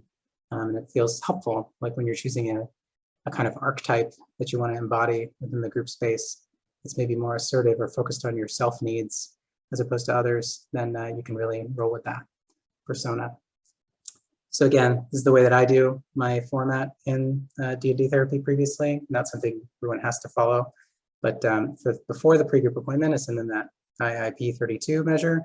I give them a symptoms checklist for anxiety, depression, other kinds of like general symptoms with the CCAPS measure in college counseling. And we give them the informed consent that I shared earlier. Then in the pre-group meeting, we go over the rules, the format, we review like what your results are. We have a dialogue about what the interpersonal goals are that you have, and we select an archetype or some bounty quests with very specific like SMART goals, like very specific goals. So we might say like interrupt somebody in conversation 2 times out of the entire semester. So you're not trying to have them always be this person all the time, but the more that they can lean into that and practice those, the better. And so within reason, you're wanting to set those like numerical or more concrete goals if you're using the bounty quest system. And you want to discuss some of your character's backstory, help them kind of generate that. There's tons of like generation tools within the D&D books themselves, or other like cosmetic characteristics, things that they look like, and skills that they have. And again, if you're using our Dungeons and Therapy little access tool, you can look at the instructions for players, and you can help them select that within the game. And then the first session, what I would call session 0.5, is everyone in the group coming together, and the facilitator is introducing the frame for the day, and the future sessions talking about the safety tools, reflecting on the theory of mind. There we have our in-person persona and our in-game persona, and like the difference between what one person knows and the other. And also wanting to mentalize and like recognize the needs in one another. And then I check in with folks, typically asking like, how are you doing as a human? Like coming into this space the first time today, how are we feeling like in this moment? And then who's your character? What do they look like? I usually ask them to look up Google Images or Pinterest. You know, you can look up what I don't know, a warlock hexblade female like looks like, and just scroll through and pick a picture that stands out to you and give them a little bit of element of uniqueness, which is exciting for people to often do. And then as people are sharing their picture, they're allowed to share aspects of their backstory and ask everybody in the group, be really curious about how could your character connect with them in this backstory, where might you overlap? And feel free to ask them more questions to help them both flesh out their backstory, as well as like to, you know, engage in like how you may like bridge that connection from your separate islands of experience that you've had in life within these characters. So we're co-creating stories in that, right? And then we're asking people at the end, once everyone has checked in with their character and given a little backstory and some ties, maybe informally, then we want to notice like, okay, so now that you have some ties to different people in the group for different reasons, why is it that you're all bonded together in this group? Like we have a beginning scenario, but we want you to help us decide what's going to keep you together, what's going to be the glue that says like, hey, we may not like each other, we may have contests and like bickering and different tension points, but we are going to stick together because of this shared like goal or person or like meaning that we put behind it. And then, yeah, saying why would you want to work like together in that, I think can be a helpful prompt within that. So the actual format itself, we meet, I meet for 2 hours. I've never been able to do this in an hour and a half. It just feels like it's way too much time. But typically at college counseling centers, we'd have an hour and a half for group, 30 minutes for post-group discussion with our like co-leader and writing up the note like prep time. So I would just kind of extend it to that 2-hour block. I hope you can get support from your centers to like acknowledge that it'll be worth the extra 30 minutes. But checking in at the beginning, how are you as a human? And letting everybody talk about their real life experiences. That's been very meaningful because I think people like slowly over time build up a lot of trust in this group and it feels safer. And people really get into like what they're going on, their own feelings of depression, sadness, eating concerns, and frustrations or hopelessness within their academic semester in different ways, family conflict and trauma. But doing that in a way that's like both able to, you know, use your therapy skills to help them connect and say like what's coming up for people as this person shares this like gift with us, like opening up about their you know, suicidal thoughts or depression or like trauma, so that people can connect and like empathize and like show that part of themselves too, as well as like just being with them in that feeling. Like we don't have to get rid of it. I'm trying not to just give advice to fix things in that moment. We're just trying to notice and acknowledge and tell you that we see you and we're here with you, which is again been very powerful to see people take that space at the beginning before we get into the group, even if we're a little late to start. People seem to be very grateful that we take the space to do that first. Then once that's done, we go and ask folks like, what's your goal or intention for your character to lean into? So if you have maybe 3 bounty quest goals, like I want to be more like assertive directly with people in conversation, or I want to go off on my own and do something, or I want to express anger like directly to another person or character, then you might choose one of them and say like, I really want to try and focus on this today if the opportunity like presents itself. And so I highlight that. I have a little sheet with everyone's goals and kind of highlight, okay, this is the one that I'm going to be cognizant if they're leaning into that, if there's an opportunity for them to lean in, how I might introduce a non-player character to help them lean into that and give them that opportunity if possible. So then we also asked like, how did your bounty quest go last week? And again, what about the systems or environment prevented you from completing it? If so, just leaning into that compassion and understanding. We do the role play for 90 minutes, pausing as needed to reflect on dynamics and reward in-game congruent behavior with a little dice or a little extra perk or something. And then you process it, like do a post-process, check out for the last 15 minutes or so.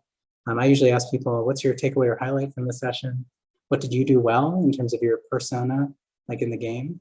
And then the bounty quest that you have for the coming week. Like, what will you do in the world around you that aligns with your interpersonal goal?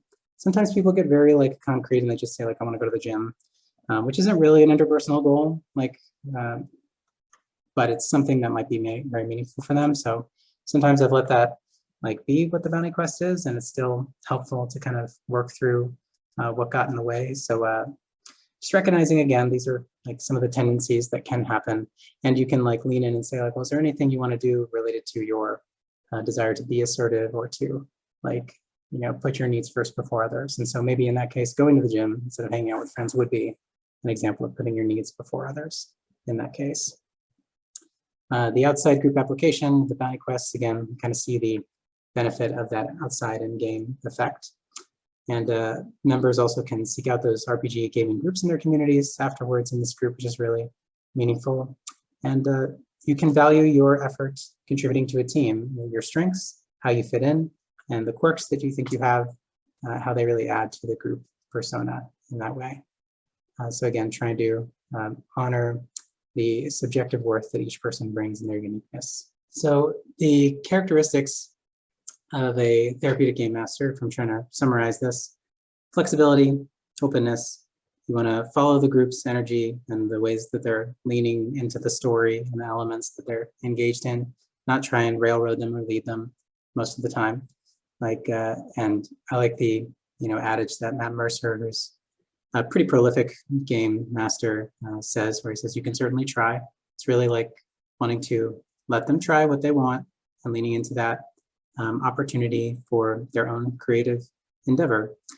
So you make the rules and the systems work for you, and you're using a lot of theater of the mind to set the scene and detail what the characters look like that they're talking to, and different characteristics that they might pick up on or be interested in, might set them apart or lean into something, some other element of their story or aspect of the world.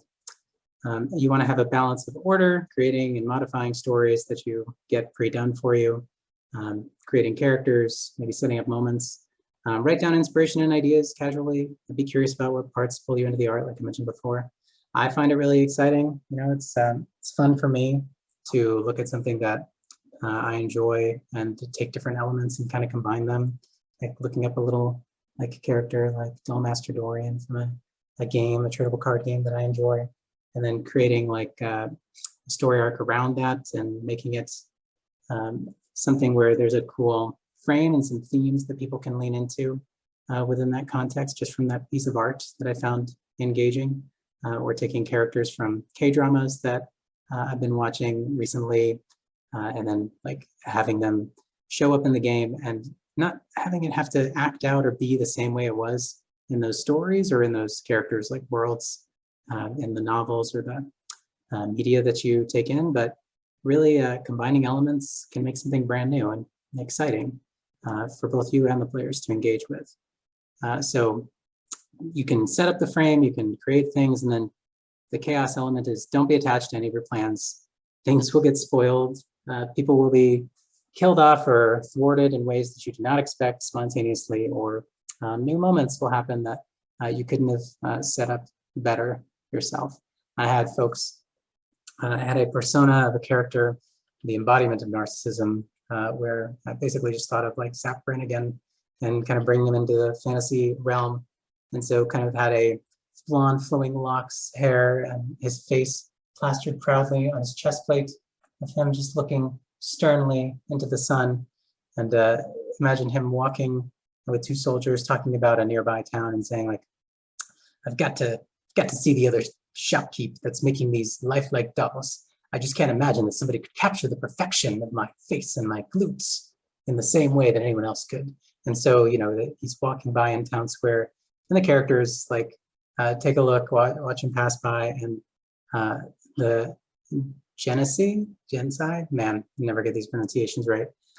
A elemental character with fiery hair made their hair grow longer and kind of wafted it in the breeze. And then the bard kind of joined them in, like making their flowing locks kind of like flush around. And then they all started to promote this hair contest Meanwhile, the rogue snuck in and tried to follow to figure out what this character was after and who they were talking about into another room.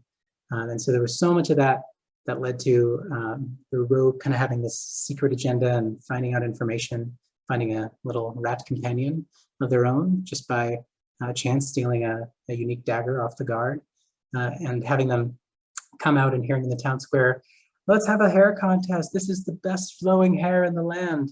And of course, Mr. Senior Chad Weekman, as I'd called him, took offense to that and said, I will not have anybody question the validity of my locks. They're glorious.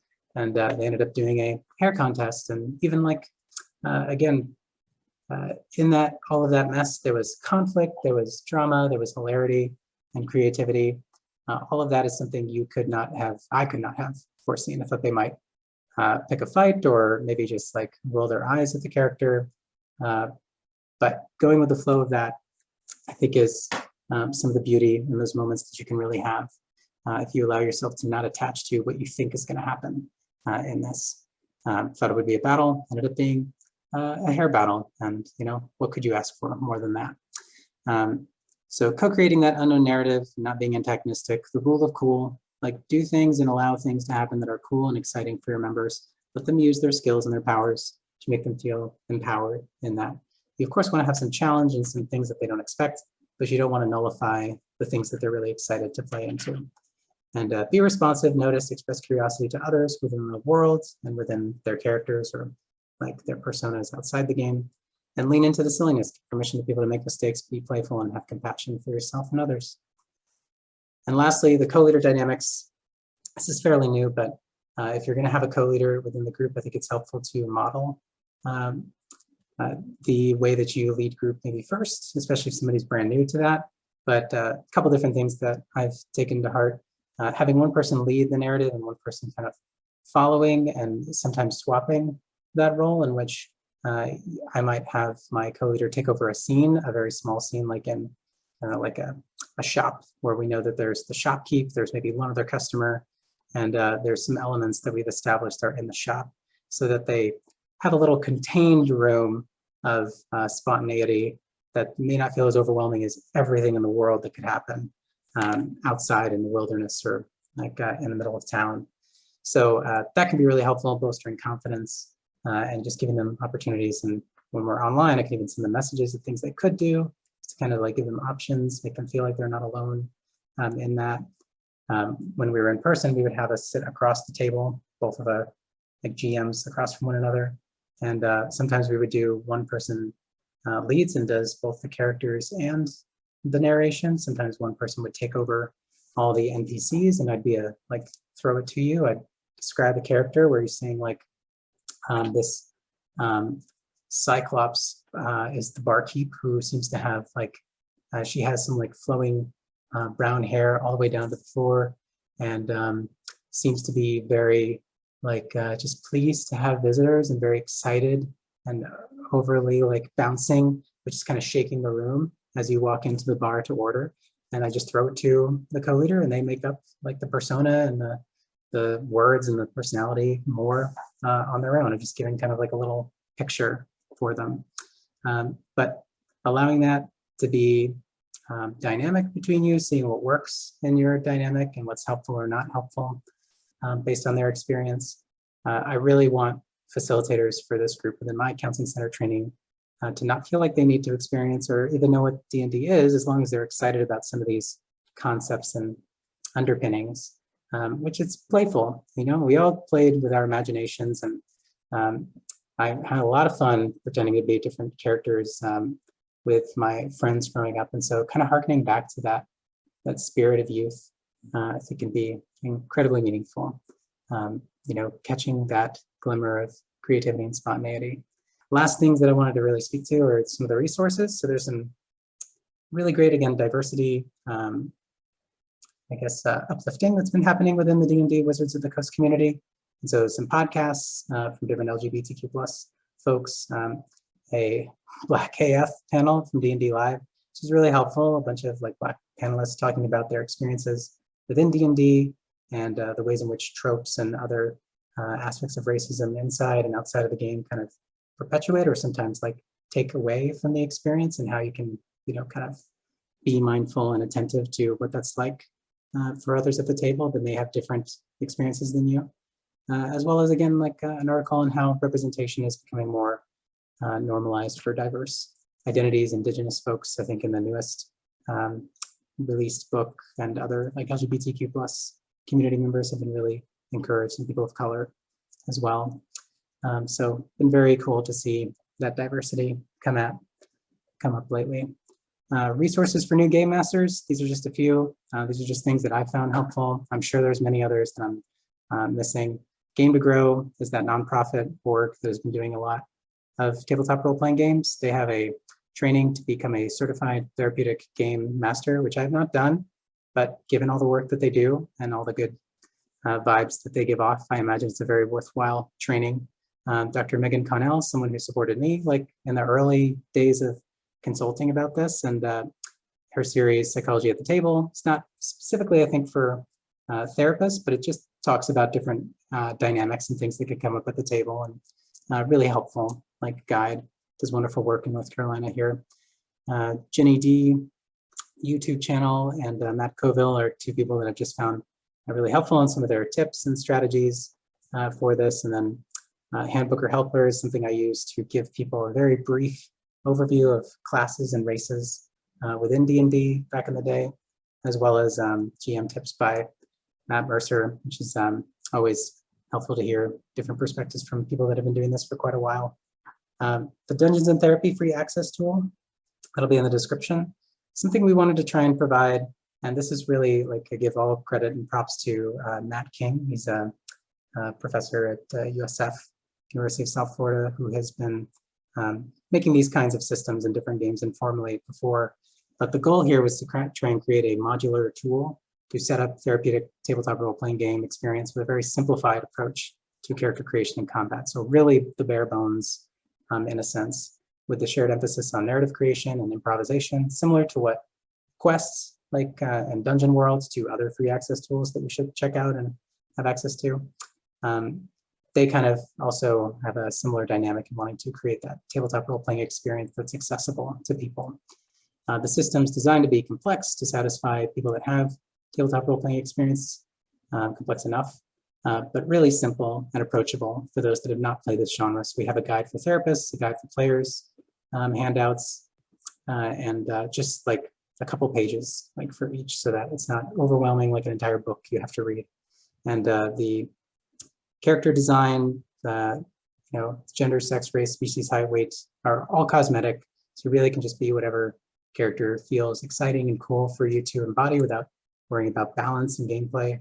And this really allows us to create the characters of any appearance without penalization or trying to get into the min-maxing stats. This is less about the stats and the rolling, but I found it meaningful as a way to lean into the interpersonal flexibility and the connections and moments you can have in that shared narrative. So thank you again for taking your time, and best of luck at your adventures.